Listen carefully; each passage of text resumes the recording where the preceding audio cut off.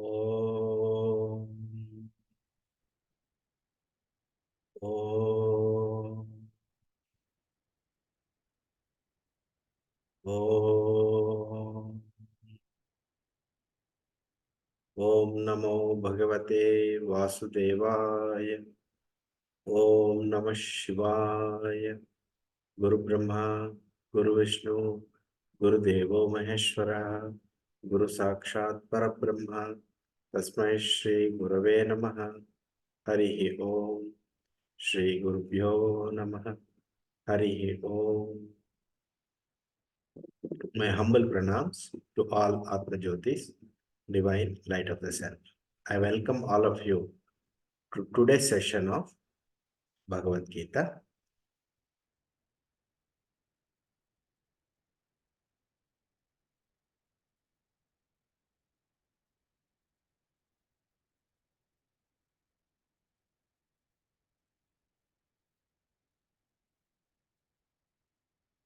I am conducting this study hour as a means for my learning.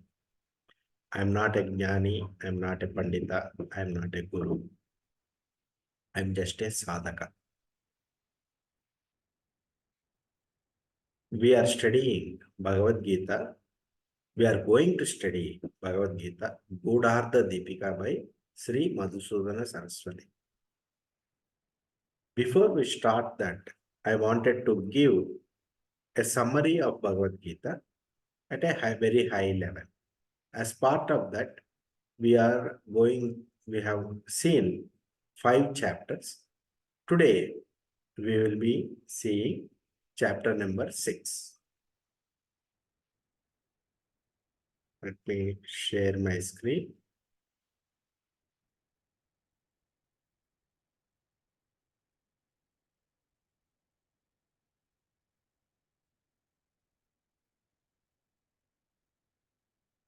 Chapter number 6 is called Atma Samyama Yoga. Atma Samyama Yoga, or also known as Dhyana Yoga. This is about meditation. This chapter is about meditation.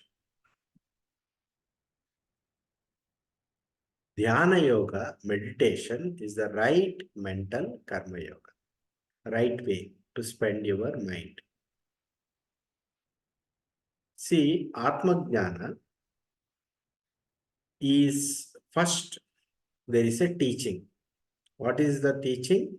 That you are the spirit. You are not a body, mind, and intellect. First, it goes into the intellect. First, your intellect understands it. However, that is your conscious mind.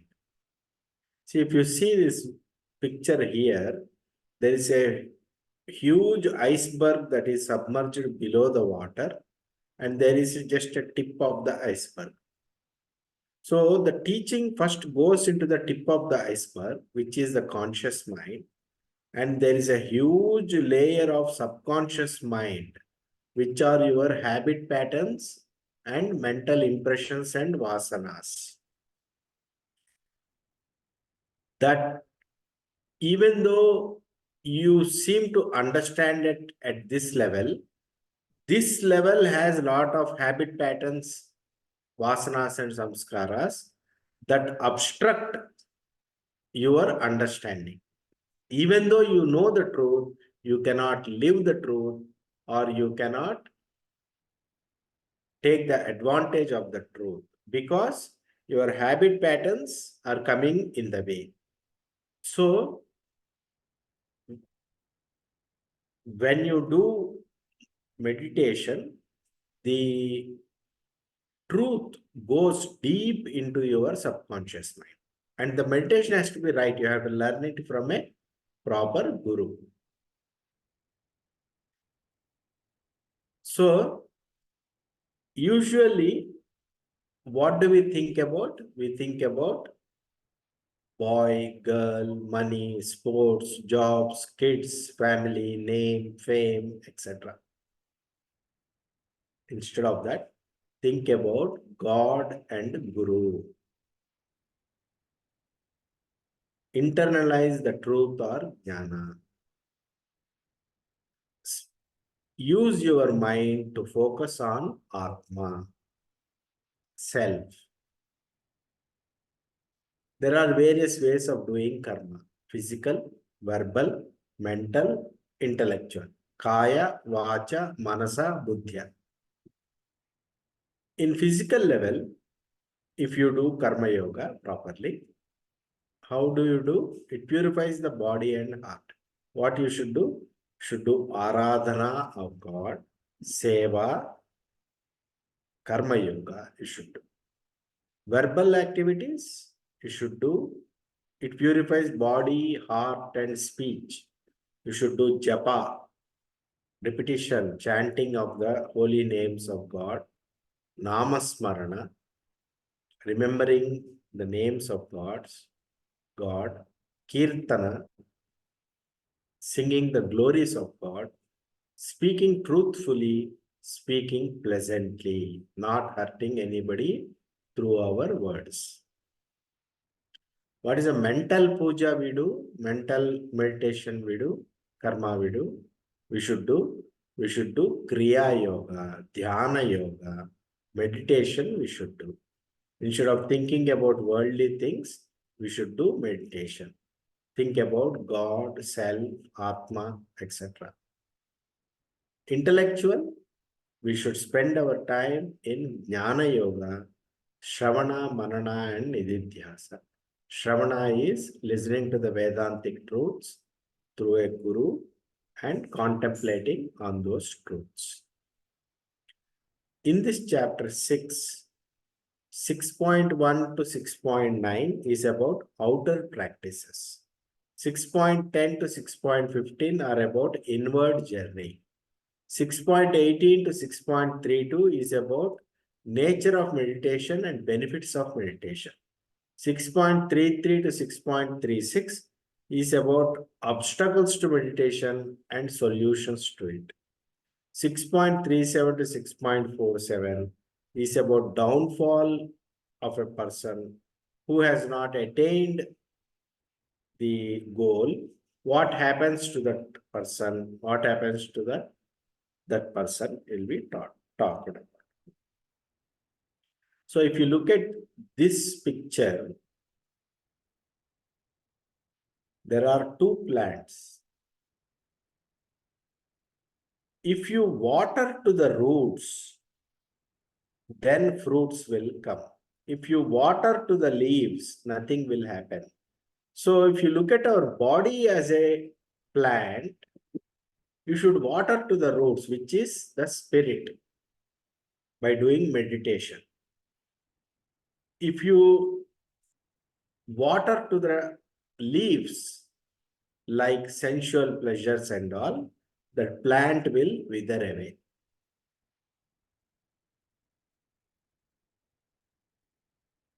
Outer practices 6.1 to 6.9.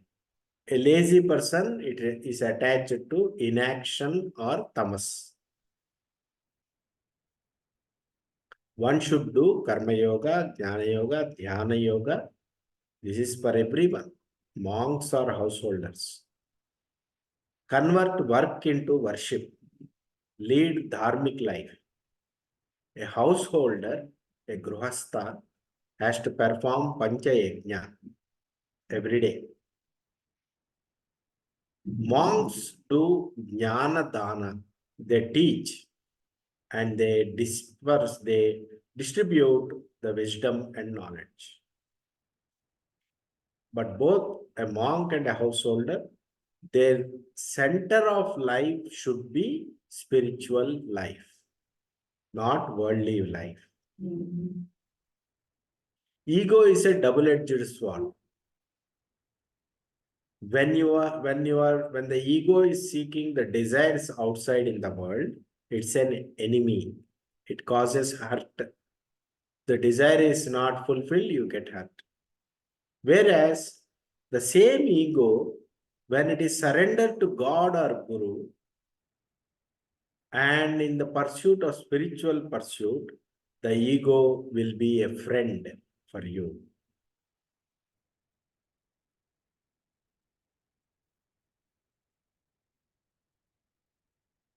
The ego does karma yoga, dhyana yoga, jnana yoga, and surrenders to God or Guru. The capital self, which is Atma or God or Guru, showers grace on the purified ego. One should have moderation in food, sleep, work, and enjoyment. Nothing should be extremes. Everything should be in moderation. Work should not be too much. Sleep should not be too much. Food should not be too much. And enjoyment also should not be too much. At the same time, food should not be too less. Sleep should not be too less. Work should not be too less. Enjoyment should not be too less. Everything in moderation will help in meditation.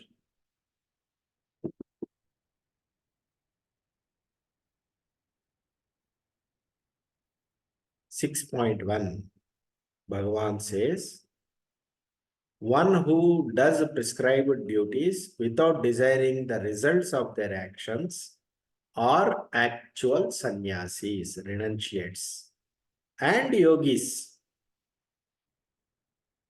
not a person who has run away from home, put on ochre robes, and shaved his head or have a big beard. That is not a sannyasi. A sannyasi is one who has no expectations. And such a person who has no expectations will be peaceful. 6.2, the Supreme Lord said, Sannyasa and yoga, they are non-different. Both are same. Karma yoga and sannyasa both are same. Jnana yoga and karma yoga both are same.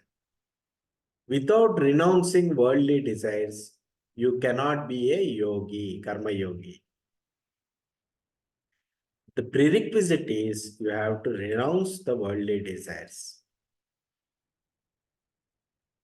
6.3.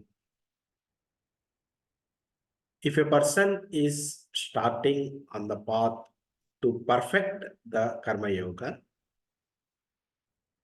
working without attachment to the fruits of the actions, without expectations, is said to be the means. A person who has perfected this art, for him, a deep meditation will take him to the next level. 6.4. A person who is not attached to sense objects or to any actions, kamya karma, such a person is considered elevated in the science of yoga, having renounced all desires for the fruits of actions. This is a repeating thought process which Krishna is repeatedly saying. Perform actions without getting attached to the results. Give up the results to God. This is a recurring thought process in Bhagavad Gita.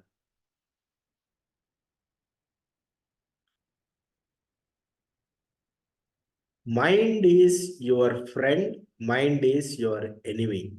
Which mind is enemy, which mind is friend? With the help of mind, you should elevate yourself. Do not degrade yourself.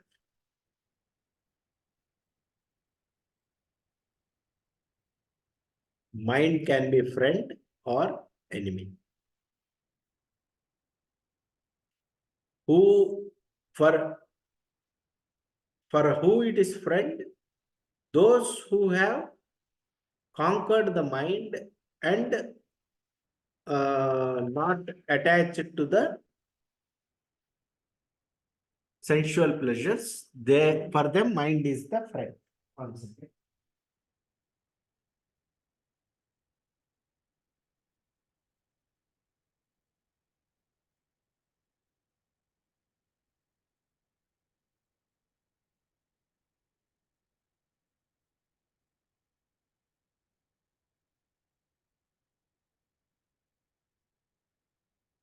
For a person who has not controlled their mind, for them, mind is an enemy. 6.7. Those who have conquered their mind, they rise above the dualities. What are the dualities? Cold and heat, joy and sorrow, honor and dishonor. For them, both these opposites are same. They transcend them. Such people become peaceful and steadfast in their devotion to God. 6.8.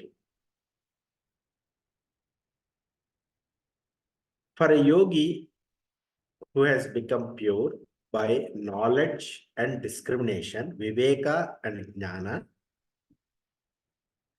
those who have conquered their senses, they are undisturbed in all circumstances. Whatever be the circumstance, situation, this person is undisturbed. For them, a dirt or a stone or gold, all are same. They see with equal eye. Everything is matter. And also they look upon all well-wishers, friends, foes, sinners, all with an impartial intellect.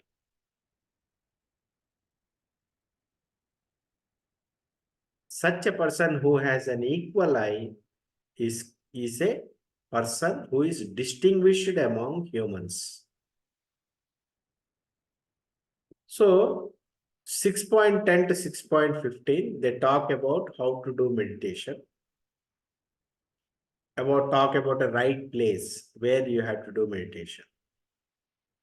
It should be a secluded place, calm, pure, neither too high nor too low. Insulating seat made of wood or deer skin or tiger skin or kusha grass, etc.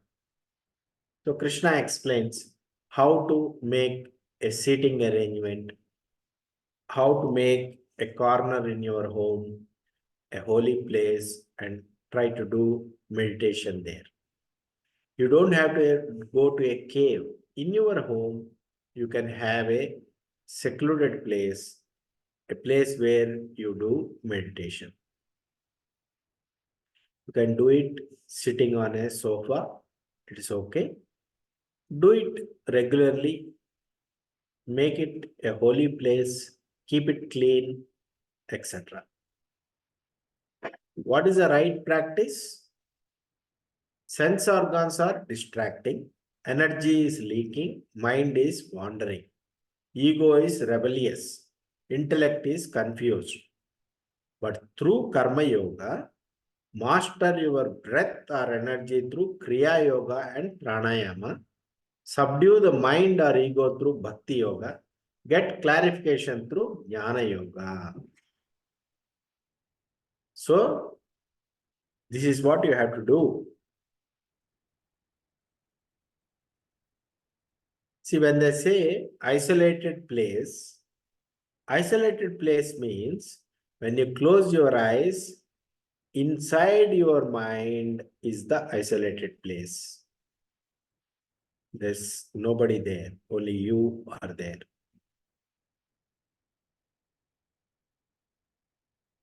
Here, this point is called Agna Chakra. That is very important for meditation. This point and this point. You have to take your mind to this point or this point. Going to Himalayas or forests or cave is secondary. Cave of head. This is called cave of head. Guha. Guha. In this guha, in this cave, you have to meditate. Some people say about Kundalini and all. That's okay. Ida, Pingala, Shushumna, Nadis. Yoga Shastra also talks about that. That's okay. Anahatanada of Omkara is Nada Yoga.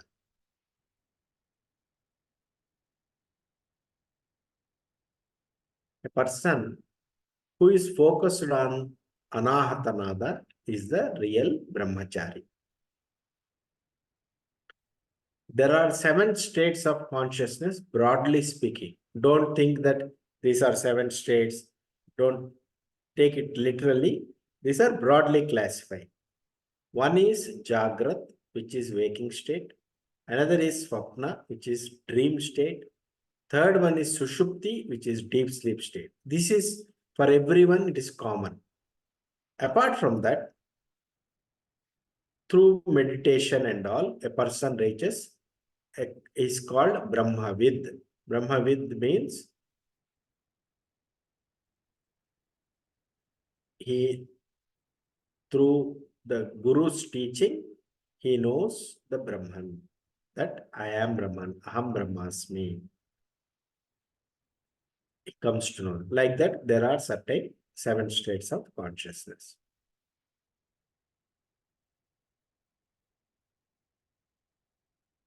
So, who wants to be yogi, dhyana yogi, they should stay in seclusion, constantly engaged in meditation with a controlled mind and body, getting rid of desires and possessions for enjoyment.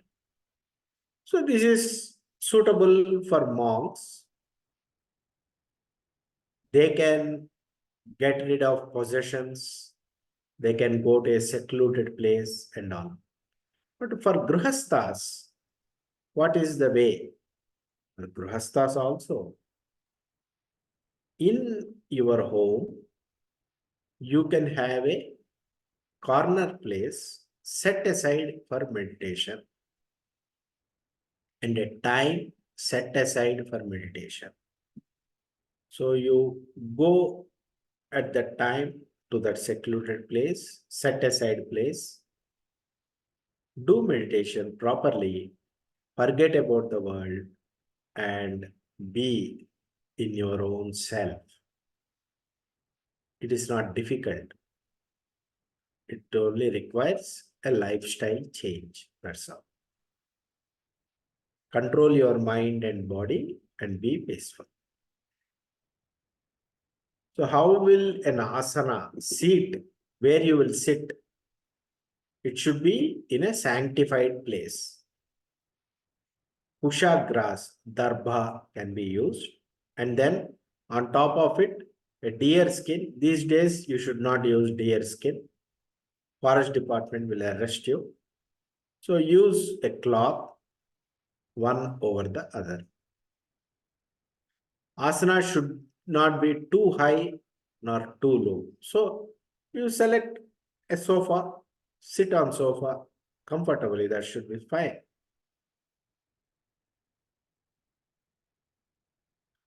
Be seated firmly on it. The yogi should strive to purify the mind with a one-pointed concentration, control all thoughts and activities, sit erect, don't be rigid, sit comfortably erect, head, neck and shoulders straight, gaze at the tip of the nose. Some people say tip of the nose is this, some people say tip of the nose is this. I would say tip of the nose is this, Agna Chakra. Don't gaze in a squint. Take your mind there gently. That should be sufficient. Don't put pressure. Just gently take it there. Sit comfortably. Keep it here. That should be sufficient. Therefore, with a serene, fearless, and unwavering mind, staunch in the vow of celibacy, the vigilant yogi should meditate on me, having me alone as the supreme goal. Who is saying this? Krishna. So this can be understood as you keep your mind here, keeping Krishna as the goal. That is, the Dvaita school will tell you that. In the Advaita school, what they say is, me means me, I am. Whenever Krishna says me, you have to say, understand that he is pointing to the self in you, the Atma in you. So keep it here, your mind focus here, and be in the I amness.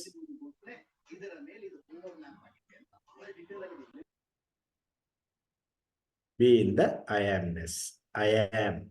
Focus on I am. Like that, constantly keeping the mind absorbed in Krishna, Krishna consciousness, the yogi attains nirvana. That means he will attain supreme peace. So he's giving some basic advice on for a yogi who will be doing meditation. Don't eat too much, don't eat too little. Don't sleep too much, don't sleep too little. Therefore, be moderate, temperate in eating and recreation. Don't be too tight. Don't be like that. Watch a movie now and then. It's okay. Be relaxed. Be moderate in your life. Balance it in work. Don't work too much. It's not required. Don't work too less. For the upkeep of the body, you have to do your job and do what is necessary. Be regulated in sleep. Don't sleep too much. Don't sleep too little. Be regulated. By being moderate in your habits and sitting in meditation daily at an appointed hour, focusing on I am, one should meditate. What is the nature of meditation and benefits? 6.18 to 6.32, it is talked about.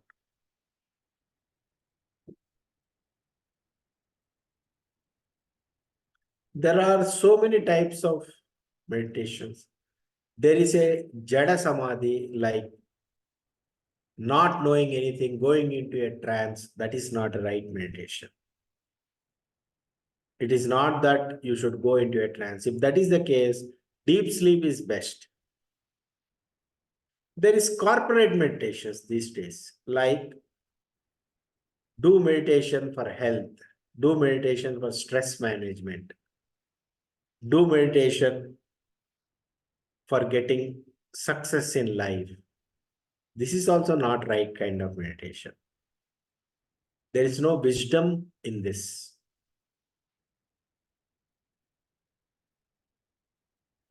So there is a bhakta who does meditation. Bhakta meditates on God. Saguna Brahma Upasana. Japa, Manolaya, Chitta Shuddhi will happen.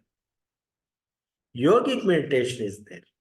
So in yoga, Patanjali yoga, you do dhyana, pranayama, kriya yoga, japa, chitta shuddhi, manolaya will happen. Samadhi, superconscious state, may happen in meditation. There is Vedantic meditation, a jnana-based meditation. In a jnana-based meditation, it is called a nididhyasa. In nididhyasa, one will not lose consciousness like that. They'll sit and they contemplate on the Mahavakyas and they contemplate on the jnana received from the Guru. They'll think. They will also focus on Atma Vichara. Who am I? What am I? They try to understand themselves. They try to know what is there in their mind. It is finding out what am I? Who am I? That is called Vedantic meditation. It is not about shutting down the mind. Most of the people think that mind has to be shut down and not knowing state, translate state. That is not right. That is not right kind of meditation. Meditation means fully awake, fully knowing everything, but right kind of thoughts, which is based on the Vedantic truths. What are the Vedantic truths? Aham Brahmasmi. Sarvam Khalvidam Brahma. Everything is God. Everything is consciousness. Consciousness is everything. I am consciousness. Holding on to these thoughts is called Vedantic meditation.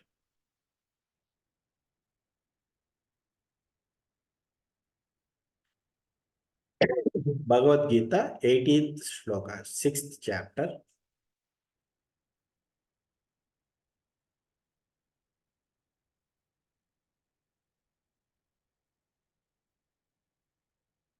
With discipline, the yogis learn to withdraw the mind from selfish cravings and rivet it on the unsurpassable good of the self. So a yogi will not pay attention to selfish desires and he will start doing meditation on God. God is the center. When you make God as the center in life, God or Atma, Brahman or Atma, both are same. When you make the Atma as center of life, it is the right kind of meditation. Just like a lamp in a windless place does not flicker, so the disciplined mind of a yogi remains steady in meditation on the Supreme.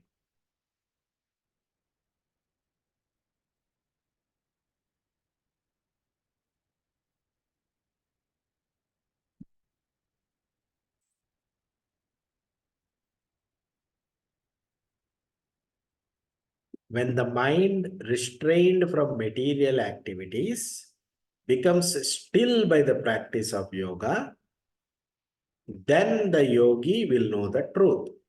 Then he rejoices in the inner joy. Inner joy is your own self. Your own self is the joy.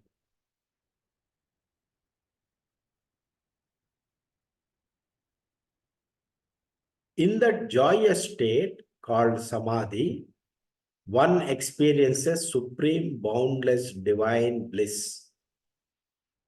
And one does not deviate from the eternal truth. Once you know the bliss of the self, you will not consider any other thing as equal to that because bliss of the self is the supreme bliss. Even in the midst of a greatest calamity, one will not get disturbed.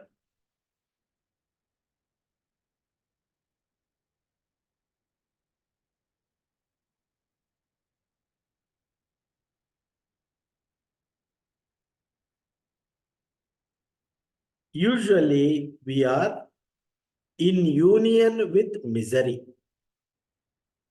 Separation from the union with misery. That is what he is saying. Dukkha sanyoga viyoga. Separation from union with misery. That means separation from misery is known as yoga.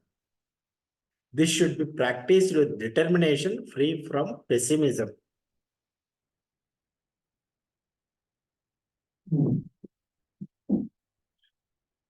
Restrain all thoughts of the world. One should restrain the senses. Slowly and steadily, with the conviction in the intellect, mind will become fixed in God alone and will think of nothing else.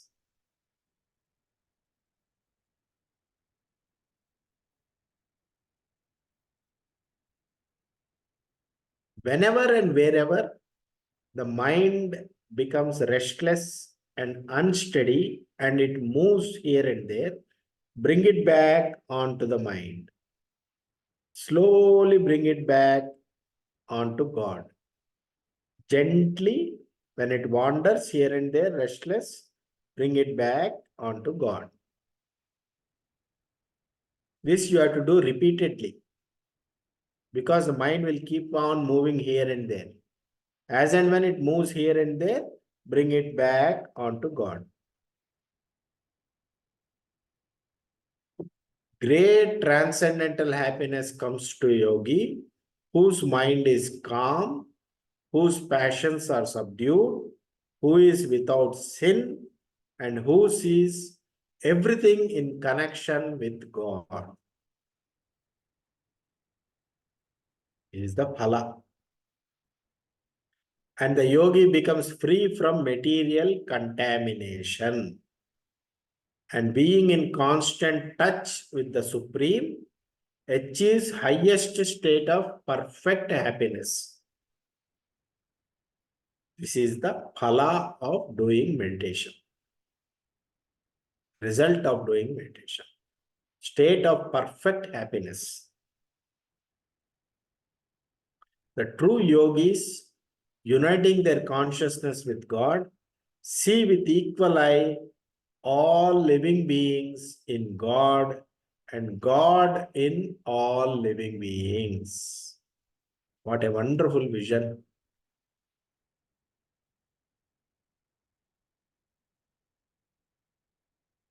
For those who see me everywhere and see all things in me, I am never lost, nor are they ever lost to me. You start living with God consciousness.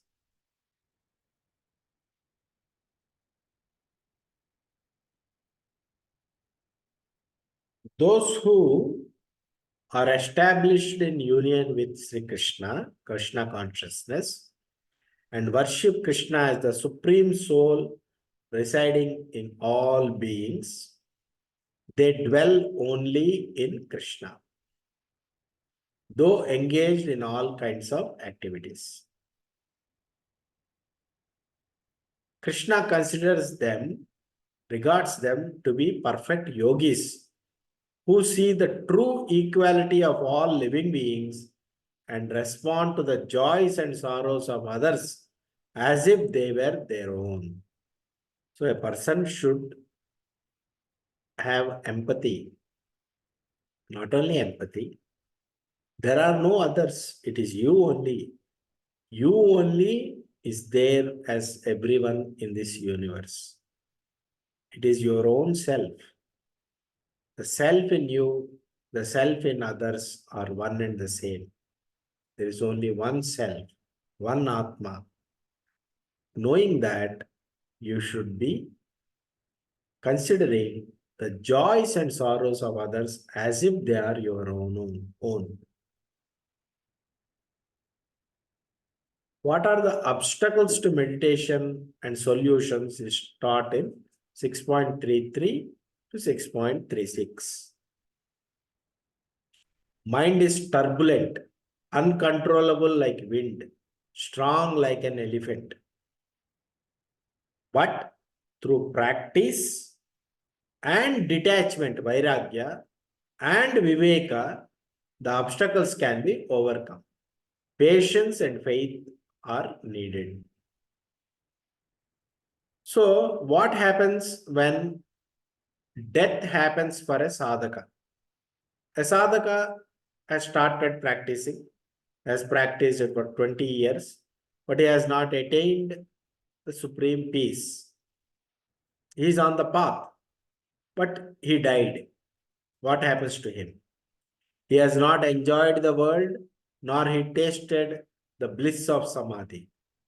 Does he become uh, lost to both the worlds? This is the question of Arjuna. Krishna says, don't worry. This sadhaka will go to heaven, enjoy there for a long time, and he will be reborn in a family, body and a family, which will be conducive for the continuation of the yoga.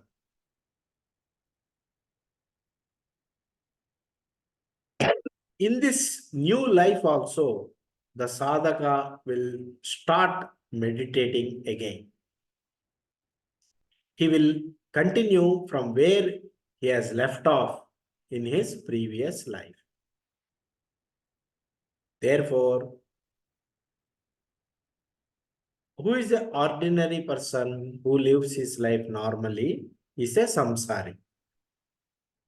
Better than a samsari is a tapasvi who does vrata, japa, tapa, etc. A jnana yogi who reads scriptures is better than a samsari. Jnana yogi and karma yogi are greater than tapasvi. And a dhyana yogi who does meditation is greater than a karma yogi or a jnana yogi. Whereas a jnani who is an enlightened being, Atma Jnani, Brahma Jnani is the greatest. None greater than Brahma Jnani.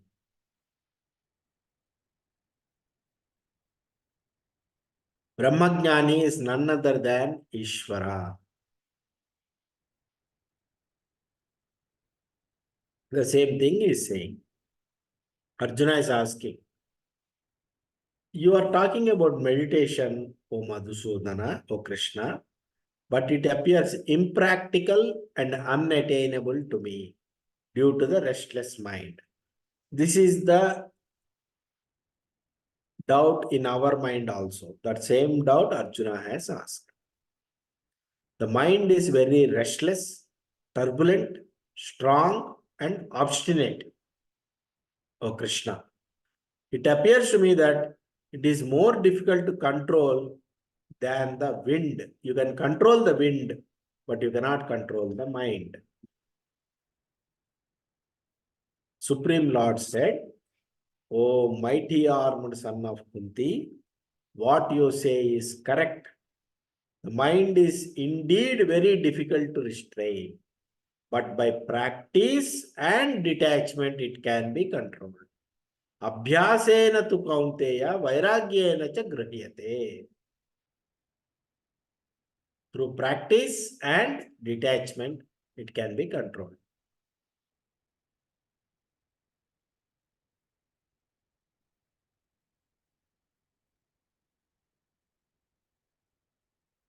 A person whose mind is unbridled, it will be difficult for that person to attain yoga. Those who have learned to control the mind, those who strive earnestly by proper means, can attain perfection in yoga.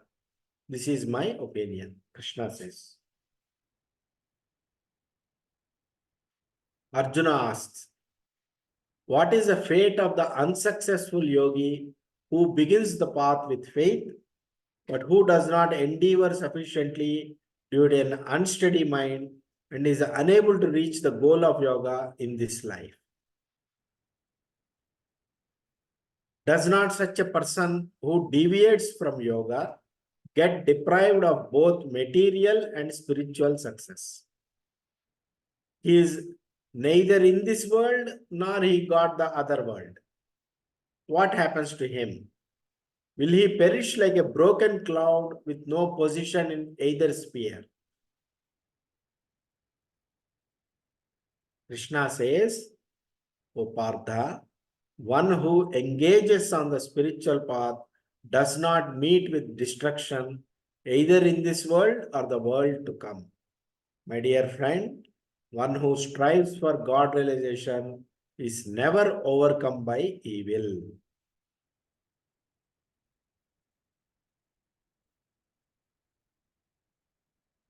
The unsuccessful yogi, upon death, go to the abodes of the virtuous. After dwelling there for many ages, they are again reborn in the earth plane into a family of pious and prosperous people. Else, if they had developed dispassion due to long practice of yoga, they are born into a family endowed with divine wisdom. Such a birth is very difficult to attain in this world.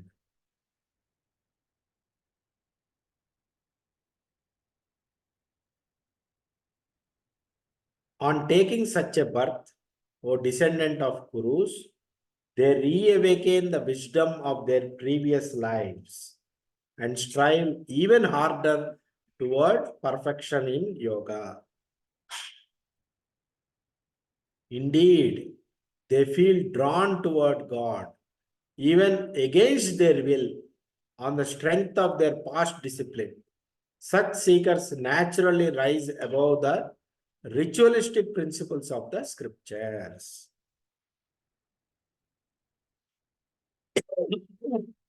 A yogi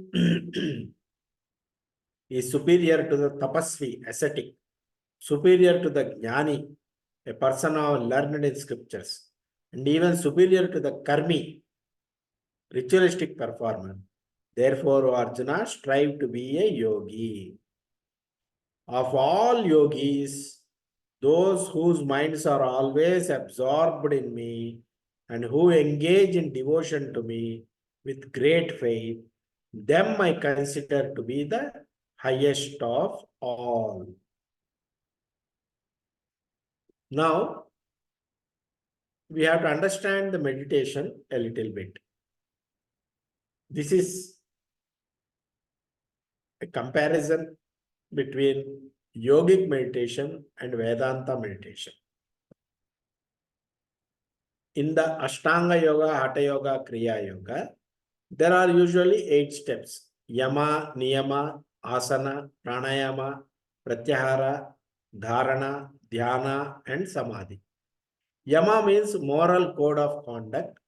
Niyama means self-discipline. Asana means posture. Pranayama means breath control. Pratyahara means sense withdrawal. Dharana means concentration. Dhyana means meditation. Samadhi means absorption. In Vedanta or Jnana Yoga, there is only one step with 3 parts. Shravana, Manana, Nididhyasa. Shravana means listening to the truth from a teacher. Manana means contemplating on it. Nididhyasa means contemplation and meditation. In the Ashtanga Yoga or Kriya Yoga, the perspective is Dvaita or dualistic. I am different, God is different.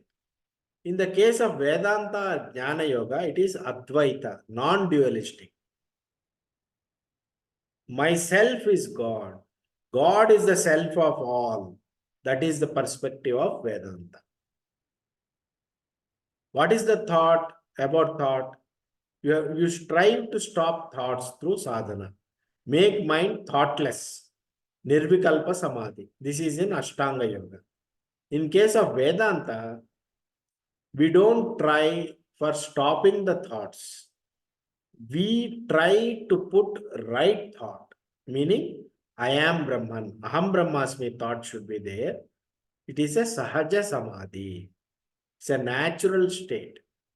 I am holding on to the I am, not obliterating all the thoughts in the mind. Never stop thoughts because thoughts are needed to understand Vedanta. Holding on to the right thought and dropping incorrect thoughts is the way of Vedanta, Nididhyasa.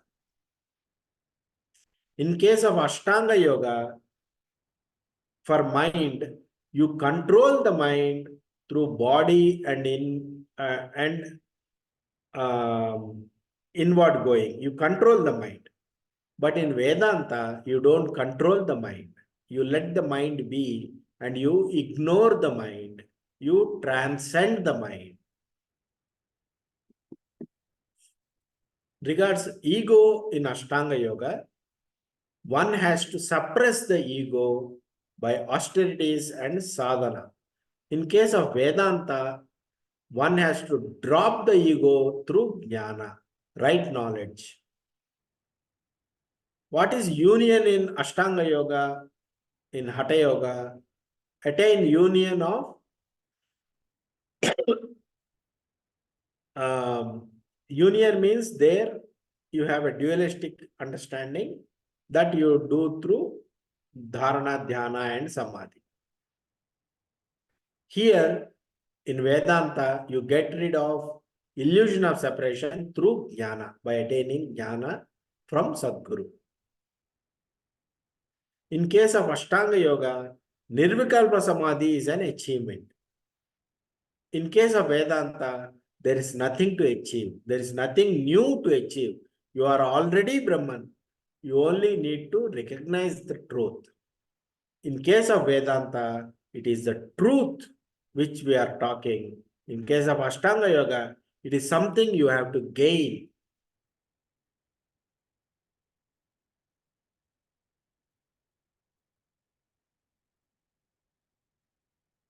In the traditional Advaitic Vedanta, they do not see Ashtanga Yoga as a prerequisite. They say if you do Ashtanga Yoga, Dharana, Dhyana, Samadhi, it is good. It's okay. But it is not necessary. They stress on Dhyana, wisdom.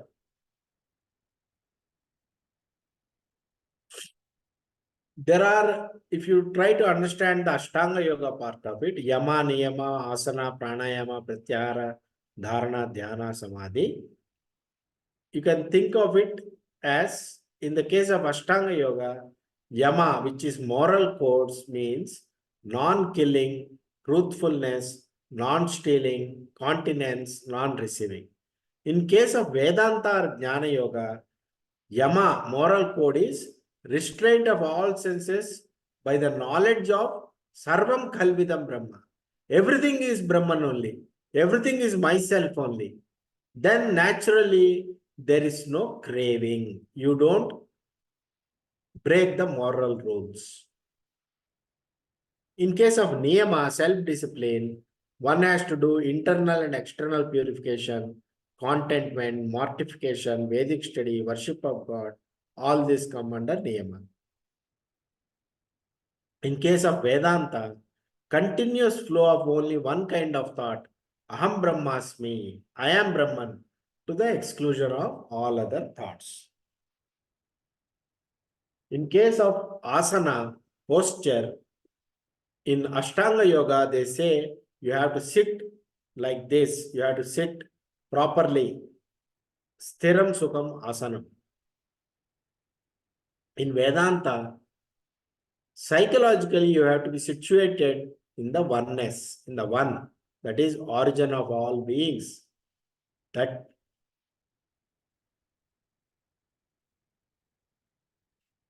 psychologically situated in the one origin, in God consciousness, that is the asana that we are talking about. If you take pranayama, breath control, in case of Ashtanga Yoga, you control your breath by doing various breath practices.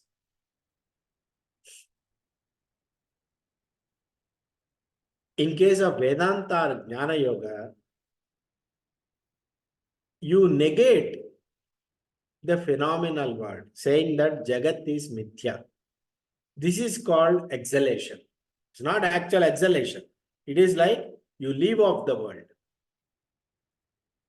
And Puraka means taking in the breath. What is you are taking in? You are taking in the thought, I am Brahman, I am consciousness. That is Puraka. That is in breath. And holding on to self is Kumbhaka. That means you are not actually, it's not breath practice, it is a jnana practice, it is a thought practice. In case of Pratyahara, senses giving up attachment to objects and withdrawing into mind. In case of Vedanta, through self-realization, you withdraw your mind.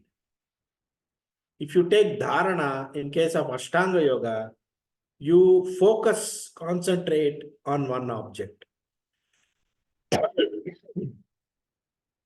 In case of Vedanta, wherever the mind goes, that object is Brahman only. With that thought, you become one-pointed. In case of dhyana, meditation, an unbroken flow of thought on one object. In case of Vedanta, holding on to the thought I am Brahman is dhyana. What is samadhi? In case of Ashtanga Yoga, complete suspension of thoughts, cessation of thoughts is called samadhi in Ashtanga Yoga. In case of Vedanta, ignoring the thoughts and staying, being as Brahman, Atma, is the Sahaja Samadhi in case of Vedanta. With this, chapter 7 comes to chapter 6 comes to end.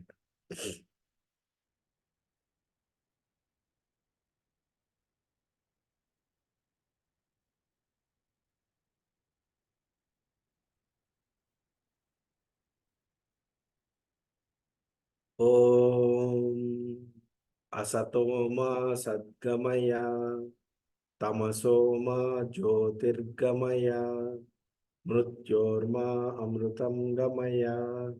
Om Shanti Shanti Shanti. Harihi Om. Shri Gurubhyo Namaha. Harihi Om. Any questions?